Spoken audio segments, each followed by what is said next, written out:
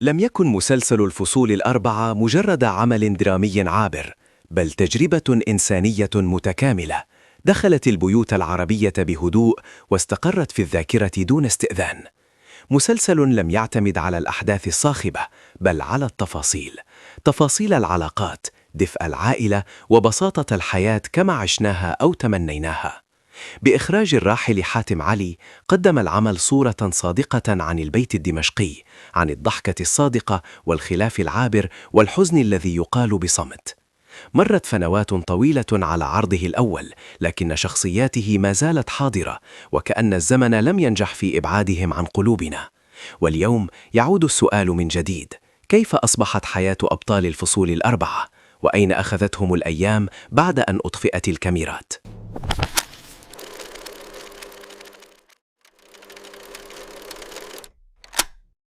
خالد تاجة، كريم، الجد الذي أصبح رمزاً.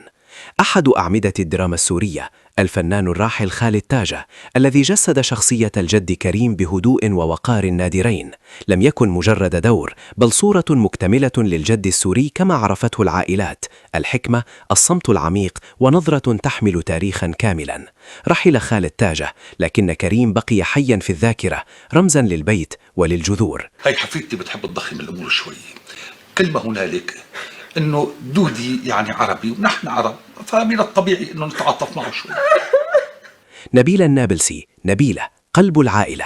بشخصية نبيلة قدمت الفنانة الراحلة نبيلة النابلسي نموذج الأم الجامعة التي تحتوي الجميع رغم الاختلاف. كانت القلب الذي يجمع، والصوت الذي يهدئ، وحضورها الدافئ جعلها قريبة من كل بيت. برحيلها غاب وجه مألوف من الشاشة، لكن أثره لم يغب من القلوب. لذلك قررت ما يلي: ممنوع أكل اللحوم والأجبان والألبان والزبدة، كل شيء لحاله. عيد الميلاد له أغراضه، بس المهم ما ناكله. هالة شوكت، جميلة، صوت الحكمة. جميلة لم تكن شخصية عابرة، بل امرأة دمشقية أصيلة، تعرف متى تتكلم ومتى تكتفي بنظرة. قدمتها الراحلة هالة شوكت بحكمة ودفء، فكانت صوت العقل في لحظات التوتر وسندا خفيا للعائلة. نبيلة، هلا هذا شكل وحدة اليوم عيد ميلادها؟ إيه والله اللي بيسمع هيك ما بيقول إنك كل يوم تعملي رياضة وبتشتغلي قد ثلاثة. إيه والله أنت أنشط من بناتك. جمال سليمان، عادل، الحضور القيادي الهادئ. جسد الفنان جمال سليمان شخصية عادل بأسلوب متزن، هادئ، بعيد عن المبالغة. كان عادل رجل التفاصيل، الذي يفكر قبل أن يحكم ويصغي قبل أن يتكلم، فأحبه الجمهور لصدقه وبساطته. كيف كانوا حاطين بإيدين المجرم شرايط مثل شرايط الكهرباء؟ وهي الشرايط بابا موصولة بجهاز أساسي له إبرة أو مؤشر بيتحرك باتجاه معين، والإبرة أو المؤشر هي اللي بتدل إذا كان المجرم عم يكذب ولا لا.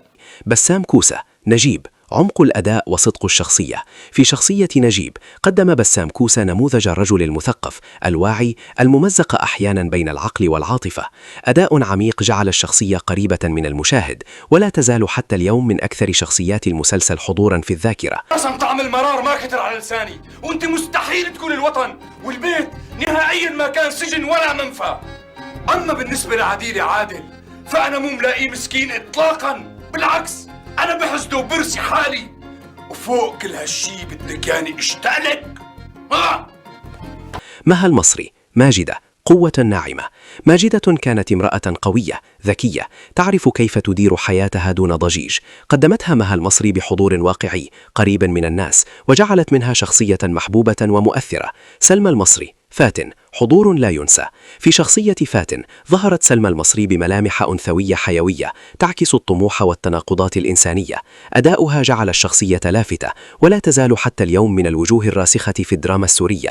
يارا صبري، نادية، صدق الجيل الجديد. قدمت يارا صبري شخصية نادية بعفوية وصدق، تمثل الجيل الشاب بنظرته البسيطة للحياة. شخصية قريبة من الواقع، أحبها الجمهور لمصداقيته وهدوئه. سليم صبري، مالك، السلطة الهادئة. في شخصية مالك جسد سليم صبري الحزم والصرامة والسلطة الأبوية التي تفرض حضورها دون صراخ. شخصية محورية أضافت ثقلا دراميا واضحا لمسار الأحداث. أنتوانيت نجيب، نعيمة، دفء لا ينسى. نعيمة لم تكن كثيرة الكلام، لكن حضورها كان كافيا ليترك أثرا. الفنانة الراحلة أنتوانيت نجيب قدمت الشخصية بعفوية وحنان، فأصبحت رمزا للدفء العائلي. رباب كنعان، مايا، أنوثة هادئة. مايا كانت شخصية ذكية قريبة من الواقع، تحمل ملامح الجيل العصري. قدمتها رباب كنعان بهدوء جعلها محبوبة دون ضجيج. رامي حنا مازن حضور شبابي متزن. في شخصية مازن أضاف رامي حنا روحا شبابية للعمل بكاريزما هادئة وحضور متوازن. ديما بياع سوسو البراءة والحنان. سوسو كانت مساحة للدفء والضحكة الصافية، قدمتها ديما بياع بعفوية جعلتها قريبة من القلوب. أندريس كاف برهوم البسمة الصادقة.